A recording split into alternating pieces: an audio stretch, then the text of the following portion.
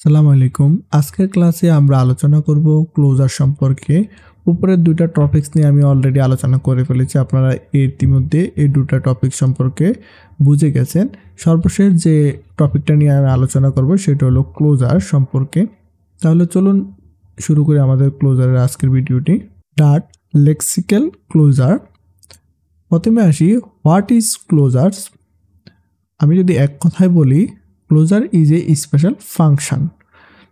Within a closure, you can modify the values of variables parent in the parent scope. ক্লোজারের সাহায্যে আমরা parent ক্লাসের ভ্যালুটাকে modify করতে পারবো।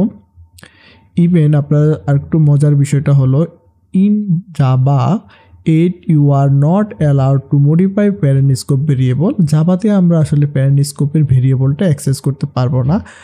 যে সকল মডার্ন ল্যাঙ্গুয়েজ আছে যেমন ডার্ট এবং কটলিনে আমরা এই সুবিধাটা পেয়ে থাকি, ক্লোজার আমরা ইউজ করতে পারবো।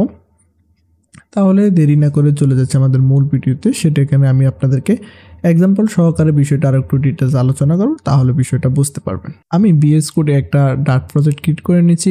অলরেডি আপনারাও এটা করতে পারেন, করে নেবেন। প্রথমে এখানে মেইন মেথডটা ক্রিয়েট করে নিয়েছি। আমি এখানে কমেন্ট দিয়ে ডেফিনেশন 1 এবং ডেফিনেশন 2 এখানে লিখে রেখেছি। Definition 1, a closure is a function that has access to the parent scope even after the scope has closed. এই বিষয়টা আমি আপনাদেরকে বলতেছি। প্রথমে প্যারেন্ট ক্লাসের মধ্যে আমরা যদি প্যারেন্ট স্ট্রিং মেসেজ নামে একটা ভেরিয়েবল নিয়ে নিচ্ছি এবং এখানে আমরা একটা ভেরিয়েবলের মান অ্যাসাইন করতেছি, ডার্ট ইজ গুড। সাপোজ এই মেসেজটা আমরা এখানে রেখেছি এবং ভ্যালুটা রেখেছি। আমরা কিন্তু চাইলে এই মেসেজের আন্ডারে যে ভ্যালুটা আছে এটা পরিবর্তন করতে পারবো না, কারণ এটা হলো প্যারেন্ট ক্লাসের একটা ভ্যালু।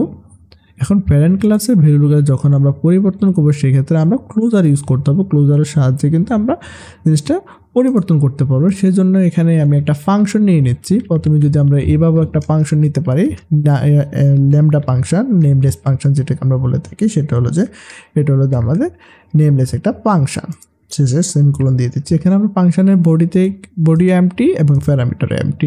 এখানে আমাদের ফাংশনে কোনো কিছুই আমরা লিখি নাই, যাতে এটা একটা ফাংশন সেই হিসেবে আমরা বার দিয়ে, যাতে ফাংশন কিন্তু অবজেক্ট বার মাই ফাংশন এভাবেও লিখতে পারি।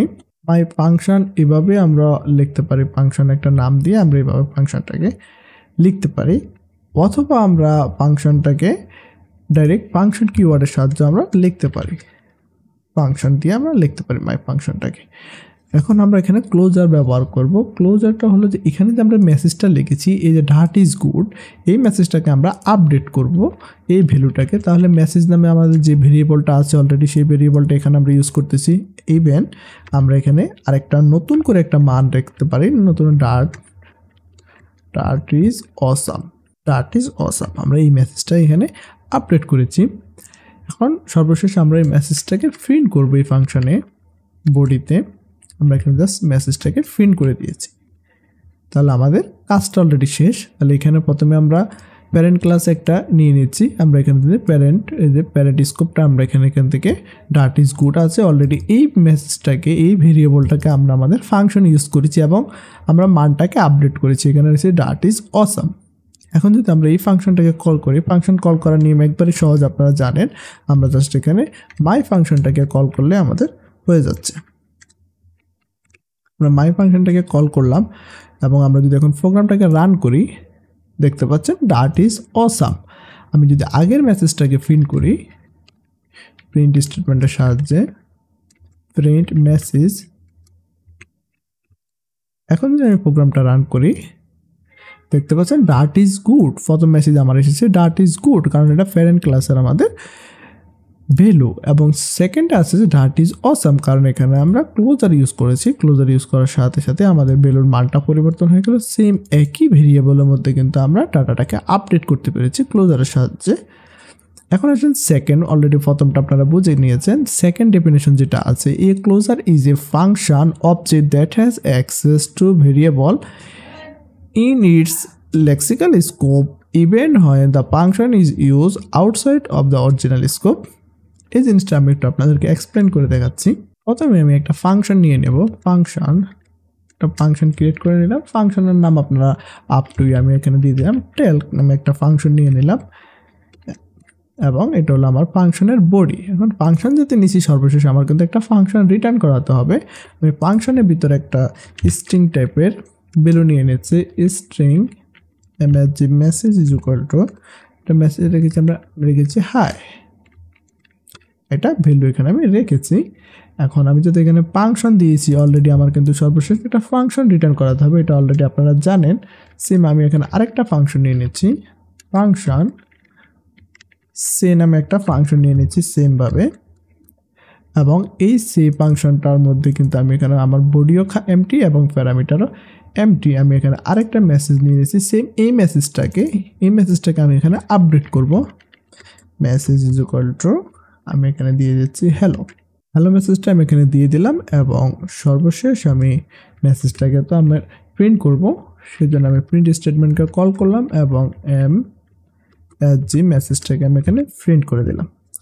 এখন সর্বশেষ আমার কিন্তু কাজটা হলো যে রিটার্ন করাতে হবে আমার মেসেজটাকে। আমি এখানে রিটার্ন কিওয়ার্ডের সাহায্যে রিটার্ন সে মেসেজটাকে আমি এখানে রিটার্ন করে দিলাম। এখন সর্বশেষ আমি ফাংশনটাকে রিটার্ন করে দিলাম, কারণ আমি যদি এখানে টাইপ দিয়েছি ফাংশন, তাহলে আমার সর্বশেষ ফাংশনটাকে রিটার্ন করতে হবে। এখন এখানে আমি কিভাবে ফাংশনের মাধ্যমে লেক্সিক্যাল ক্লোজার ইউজ করেছি, প্রথমে আমি একটা মেসেজ স্ট্রিং টাইপের একটা ভ্যারিয়েবল নিয়েছি হাই নামে।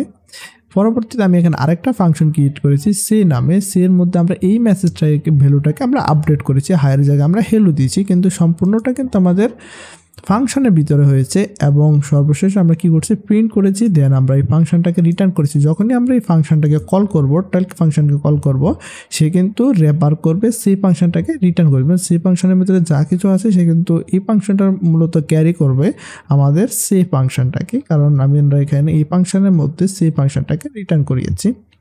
এখন আমরা যদি এই ফাংশনটাকে কল করি তাহলে কিভাবে করব সেটা আমি আপনাদেরকে দেখাচ্ছি। প্রথমেই আমরা একটা অবজেক্ট ক্রিয়েট করে নেব টেল ফাংশনে, দেন আমরা টেল ফাংশনের মাধ্যমে সেই ফাংশনটাকে কল করতে পারবো। আমরা এখানে আরেকটা ভেরিয়েবল নিয়েছি ফাংশন আরেকটা নাম নিয়ে নিয়েছি স্পিক ইজ ইকুয়াল টু আমরা এখানে দিয়ে দিচ্ছি টেল ফাংশন। তার মানে আমাদের এখানে টেল ফাংশন সম্পূর্ণ কার মধ্যে আছে, স্পিক ফাংশনের মধ্যে কিন্তু আছে, অলরেডি চলে এসেছে, কারণ এটাও একটা ফাংশন সেটাও ফাংশন। আমরা একটা ফাংশন ভেরিয়েবলের মধ্যে টেল ফাংশনটাকে সম্পূর্ণ রেখেছি। এখন আমরা যদি স্পিক ফাংশনটাকে, কারণ স্পিক ফাংশনটাকে যখনই আমরা কল করব, স্পিক ফাংশনটাকে আমরা কল করলাম, এখন স্পিক ফাংশন কি করলো, স্পিক ফাংশনের মধ্যে টেল ফাংশন আছে, তাহলে চলে গেলো টেল ফাংশন, এবং টেল ফাংশনে আসার পরে কি এখানে কি হলো, দেখলো যে এখানে আমরা একটা মেসেজ প্রিন্ট করেছি হাই, এবং এই মেসেজটাকে আমরা আবার সেই ফাংশনের মধ্যে ভ্যালুটাকে আপডেট করে হেলো করে দিয়েছি, প্রিন্ট করেছি, আমরা সর্বশেষ কিন্তু রিটার্ন করেছি সে ফাংশনটাকে। তো টেল ফাংশনে আসার যে কথা, আসার পরে সে কিন্তু সে ফাংশনটাকে রিটার্ন করে দিবে, সে ফাংশনের যে কাজটা আছে সেই কাজটাকে সে রিটার্ন করে দিবে।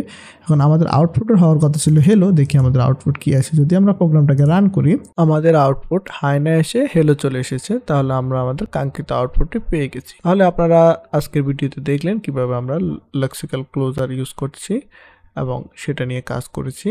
আশা করি আপনারা বুঝতে পারছেন। যদি কোনো কিছু না বুঝে থাকেন অবশ্যই কমেন্ট করবেন, আপনাদের মতামত জানাতে ভুলবেন না।